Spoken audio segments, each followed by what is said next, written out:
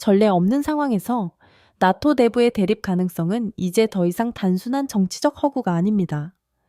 도널드 트럼프의 반복적인 발언은 미국이 희귀 광물, 석유, 천연가스 등 천연 자원이 풍부한 그린란드를 군사력을 동원하여 점령할 가능성을 암시하며 우려를 낳고 있습니다.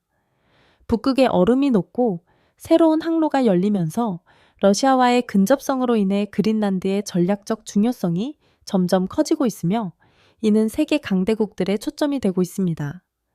이 이야기의 발전 상황은 독수리 날기 채널에서 계속 확인하세요. 그린란드에 대한 역사적 관심. 도널드 트럼프는 그린란드 획득에 관심을 보인 최초의 미국 지도자가 아닙니다. 이 섬을 구매하려는 개념은 수십 년 전으로 거슬러 올라가며 1946년 해리 트루먼 대통령이 시도한 사례가 특히 주목할 만합니다.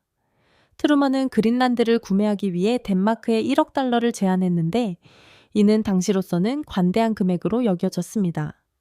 하지만 코펜하겐은 그린란드에 대한 오랜 통치와 이 섬의 전략적 가치를 이유로 이를 즉각 거절했습니다. 이러한 거절에도 불구하고 이 아이디어는 사라지지 않았고 트럼프의 반복적인 그린란드 관심으로 현대 정치에서 주요 이슈로 떠오르게 되었습니다. 트럼프의 관심은 이전 지도자들의 관심을 훨씬 넘어섭니다. 그는 그린란드의 천연자원, 전략적 군사적 중요성, 그리고 지정학적 자산으로서의 잠재력을 이유로 섬을 획득하려는 열망을 공개적으로 표명했습니다. 트럼프의 발언은 덴마크뿐만 아니라 나토 전역에서도 우려를 불러일으켰습니다. 이는 동맹 내 국제관계의 경계를 시험하는 내용이었기 때문입니다. 트럼프가 군사력 사용 또는 덴마크에 대한 관세 부과를 언급하며 그린란드 매각 거부에 대응한 것은 단순한 경제적 협상을 넘어선 더욱 공격적인 태도를 보여줍니다. 이러한 발언은 나토 전역에 충격을 주었으며 나토 조약 제5조에 명시된 집단 방위 원칙에 도전하는 것으로 간주됩니다. 이 조항은 한 회원국에 대한 공격이 모든 회원국에 대한 공격으로 간주된다는 내용을 담고 있습니다. 만약 트럼프의 발언이 행동으로 이어진다면 나토 동맹국들은 나토 회원국인 덴마크를 미국의 군사 개입으로부터 방어해야 하는 위기에 직면할 수 있습니다. 이러한 상황의 심화는 나토 동맹국 간의 복잡한 역학관계와 조직 내 권력 균형을 보여줍니다. 트럼프의 그린란드 관련 발언과 행동은 상호 신뢰와 협력이 필수적인 통합된 나토라는 개념에 도전하고 있습니다.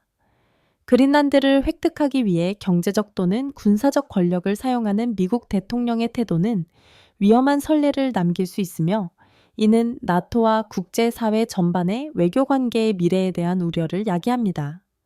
안녕하세요. 여러분은 어디에서 저희 영상을 보고 계신가요? 댓글로 여러분이 계신 도시를 알려주세요. 여러분의 작은 행동이 저희에게 큰 동기부여가 됩니다. 감사합니다. 많은 사랑을 보냅니다. 트럼프 위협에 대한 외교적 반응. 덴마크와 그린란드의 반응. 트럼프의 도발적인 발언 이후 덴마크와 그린란드는 외교적 여파를 관리하고 미국과의 열린 대화를 유지하기 위해 협력하고 있습니다. 메테 프레데릭센 덴마크 총리는 덴마크가 미국과의 오랜 관계를 중시하며 이를 국제 문제에서 중요한 동맹으로 간주하고 있음을 강조했습니다. 프레데릭센 총리는 덴마크가 미국과의 협력을 소중히 여기며 방위, 무역, 북극급 관리 등 상호 관심 분야에서 추가적인 협력을 희망한다고 밝혔습니다. 그러나 트럼프가 그린란드를 획득하려는 집요한 태도로 인해 양국 관계가 긴장된 것은 부인할 수 없습니다. 그린란드 총리 킴 키엘센은 그린란드는 매각 대상이 아니라는 점을 분명히 하며 트럼프의 제안을 단호히 거부했습니다. 그는 또한 그린란드 주민들에게 가장 중요한 문제는 독립과 자치권 확대라고 강조했습니다. 덴마크가 그린란드를 통치하고 있지만 이 섬은 오래전부터 천연자원과 국제관계에서 더 큰 자율권을 요구해왔습니다. 그린란드 주민들은 트럼프의 관심이 그들의 독립을 방해하고 미국의 그린란드 획득이 오히려 덴마크의 통제를 강화할 것을 우려하고 있습니다. 국제적 반응. 국제적으로도 트럼프의 발언에 대한 반응은 강경했습니다. 올라프 숄츠 독일 총리는 유럽의 주권을 강력히 옹호하며 유럽의 국경은 불가침이라는 입장을 분명히 했습니다. 이 발언은 미국을 겨냥한 것이지만 동시에 유럽연합 전체에 중요한 메시지를 전달합니다. 이는 유럽이 외부 위협, 심지어 전통적인 동맹국으로부터의 위협에도 영토를 방어할 준비가 되어 있음을 보여줍니다. 숄츠 총리의 입장은 다른 유럽 지도자들의 우려를 반영하며 트럼프의 공격적인 태도가 서방 동맹의 단결과 안정을 위협할 수 있음을 시사합니다. 프랑스 외무장관 장 이브 르 드리앙은 주권 원칙이 국제관계의 기본임을 강조하며 모든 국가는 규모와 상관없이 이를 존중해야 한다고 말했습니다. 프랑스 정부의 이 입장은 외교적 규범과 국제법을 준수하는 것이 특히 글로벌 권력 균형이 변화하는 시기에 중요하다는 점을 부각시킵니다. 이러한 반응은 트럼프의 발언이 나토 회원국에 대한 미국의 위협으로 인해 동맹의 미래를 재평가하도록 만들면서 유럽 지도자들이 미국과의 관계를 재고하도록 만들고 있음을 보여줍니다. 증가하는 긴장에 대한 덴마크의 대응. 덴마크는 그린란드에 대한 트럼프의 대담한 발언에 신속히 반응하며 상황의 심각성과 주권에 대한 잠재적 위협을 이해했습니다. 덴마크 정부는 즉시 그린란드의 방위 역량을 현대화하겠다는 계획을 발표하며 결의를 분명히 했습니다. 이 계획에는 15억 달러를 투자하여 특히 공항 기반 시설을 확장해 전투기를 수용할 수 있도록 하고 섬이 잠재적 위협에 대비할 수 있도록 하겠다는 내용이 포함되었습니다. 추가적으로 새로운 드론을 배치하고 북극 해역을 순찰하는 함대도 업그레이드하여 이 전략적으로 중요한 지역에서 덴마크의 해상 존재감을 강화할 예정입니다. 덴마크 지도자들은 이러한 방위비 증가는 트럼프의 발언 이전부터 계획된 것이라고 공식적으로 밝혔지만 발표의 속도와 시점을 고려했을 때 이를 단순한 우연으로 보기에는 어려움이 있습니다.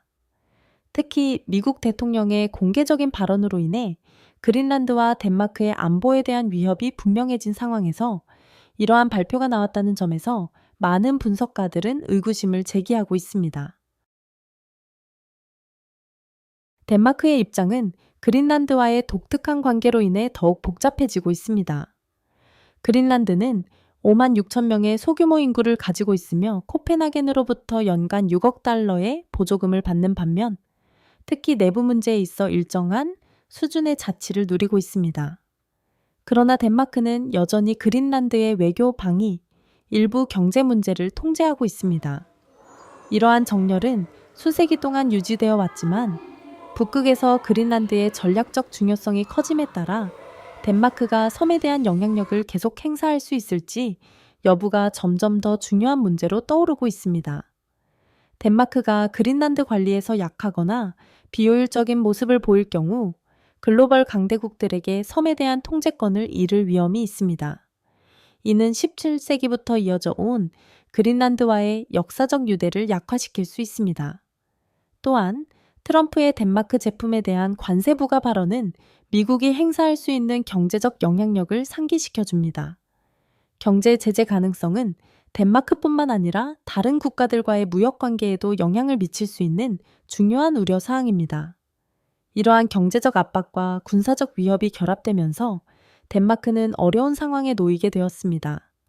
만약 덴마크가 그린란드 방어에 확고히 서지 못한다면 북극에서의 정치적 영향력을 잃는 것은 물론 나토를 이끄는 국가인 미국으로부터 경제적, 군사적 압박을 받을 수도 있습니다. 이러한 도전들이 교차하는 상황은 불편한 질문을 제기합니다. 덴마크와 유럽이 그린란드의 운명을 두고 나토 동맹국인 미국과 충돌하게 될 가능성이 있는가? 북극에서 그린란드의 전략적 중요성. 그린란드에 대한 지정학적 관심 증가는 북극의 역학관계 변화와 밀접하게 연결되어 있습니다. 기후변화로 인해 북극 해빙이 녹으면서 새로운 항로와 자원의 접근이 가능해지면서 북극 지역은 점점 더 중요해지고 있습니다. 이러한 맥락에서 그린란드의 전략적 중요성은 과소평가할 수 없습니다. 해빙이 줄어들면서 캐나다 인근의 북서 항로, 북극점 항로, 러시아 해안을 따라 이어지는 북동 항로의 세 가지 주요 북극 항로가 글로벌 무역의 핵심 통로로 부상하고 있습니다. 이들 항로는 운송 시간을 크게 단축시킬 것으로 전망되며 북극은 미래 경제 활동의 중요한 지역이 될 것입니다. 하지만 그린란드의 중요성은 단순히 지리적 위치에 그치지 않습니다. 섬에는 희토류 광물, 석유, 천연가스와 같은 방대한 미개발 자원이 있으며 이는 글로벌 경제에서 점점 더 중요해지고 있습니다. 세계가 청정에너지로 전환함에 따라 전자제품, 배터리, 재생에너지 기술 생산에 사용되는 희토류 광물에 대한 수요가 급증할 것으로 예상됩니다. 그린란드의 광물 자원은 이 신흥 시장에서 중요한 위치를 차지하게 될 것입니다. 또한 최근 몇 년간 북극에서 군사적 존재를 대폭 강화한 러시아와의 근접성도 그린란드의 전략적 가치를 높이고 있습니다. 많은 분석가들은 러시아의 북극 군사력이 나토의 역량을 수년 앞섰다라고 평가하고 있으며 러시아는 북극에서 점점 더 영향력 있는 플레이어로 부상하고 있습니다. 이러한 상황에서 미국은 북극에서의 러시아 활동을 감시하고 대응하기 위한 핵심 전략 기지로 그린란드를 보고 있습니다. 따라서 그린란드를 통제하는 것은 단순히 자원 접근을 위한 문제가 아니라 향후 몇십 년 동안 중추적인 역할을 할 수 있는 지역에서 강력한 거점을 확보하는 문제로 간주되고 있습니다. 미국 전략가들에게 그린란드의 중요성은 자원 그 이상입니다. 북극 항로와 자원 접근이 글로벌 무역과 안보에서 중요한 역할을 할 미래에서 그린란드는 핵심적인 통제 지점으로 간주되고 있습니다.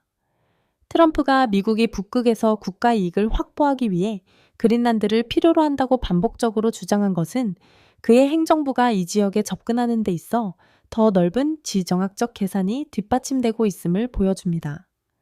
그린란드의 위치, 풍부한 자원, 경쟁 강대국들과의 근접성은 북극 지정학의 퍼즐에서 필수적인 요소로 자리 잡고 있으며 이를 확보하면 미국이 이 지역에서 결정적인 우위를 점할 수 있을 것입니다.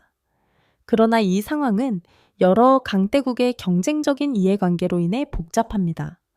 미국, 러시아, 중국, 유럽연합이 북극에서 영향력을 두고 경쟁하는 가운데 그린란드 주민들은 이러한 거대한 세력 사이에 끼어들게 되었습니다. 그린란드 주민들은 자원의 경제적 착취뿐만 아니라 외국 세력이 섬을 전략적 군사 목적으로 사용하는 것에 대해서도 우려하고 있습니다.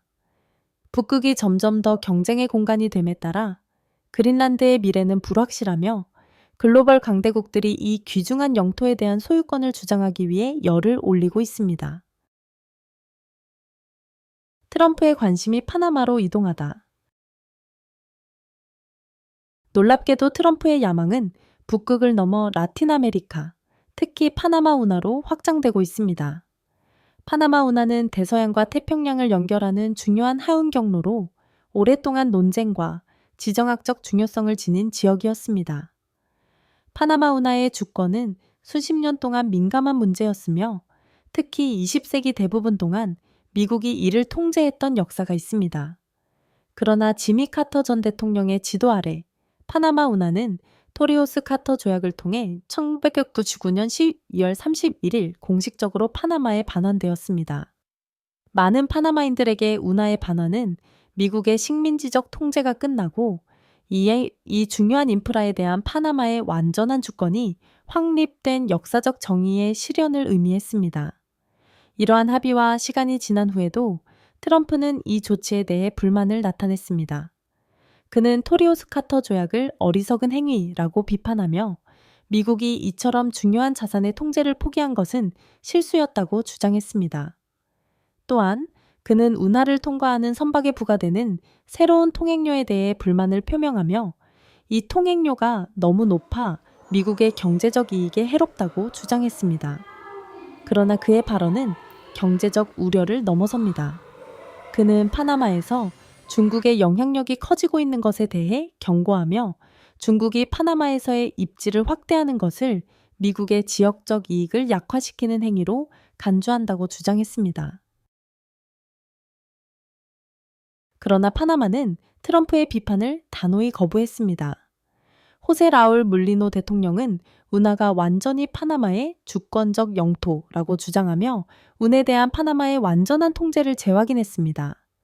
물리노 대통령의 발언은 운하 반환에 대한 많은 파나마인들의 국가적 자부심과 주권을 지키겠다는 결의를 강조합니다.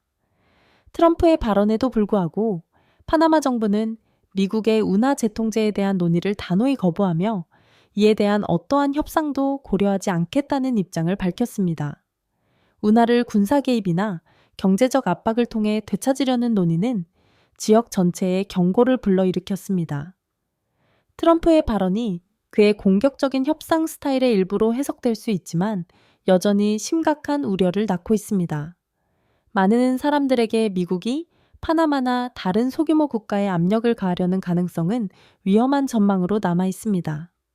글로벌 무역과 운하의 지정학적 중요성이 걸려 있는 상황에서 파나마의 주권을 약화시키려는 시도는 광범위한 결과를 초래할 수 있으며 이는 미국과 라틴 아메리카 이웃 국가들 간의 긴장을 고조시킬 가능성이 있습니다. 유럽의 경우 그린란드에 대한 공격은 사실상 나토 동맹국인 덴마크에 대한 공격으로 간주됩니다.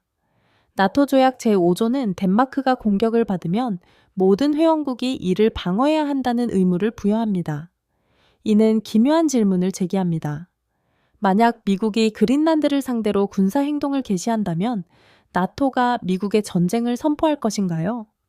가능성은 낮지만 이 논의 자체가 대서양 횡단 외교의 붕괴에 얼마나 가까워졌는지를 보여줍니다. 결국 미국이 현실적으로 그린란드나 파나마를 차지할 수 있을까요? 법적으로는 실질적으로 불가능하며 외교적 재앙을 초래하지 않고는 불가능합니다. 이것이 나토 내부에서의 전쟁의 시작이라고 생각하나요? 댓글로 여러분의 생각을 알려주세요.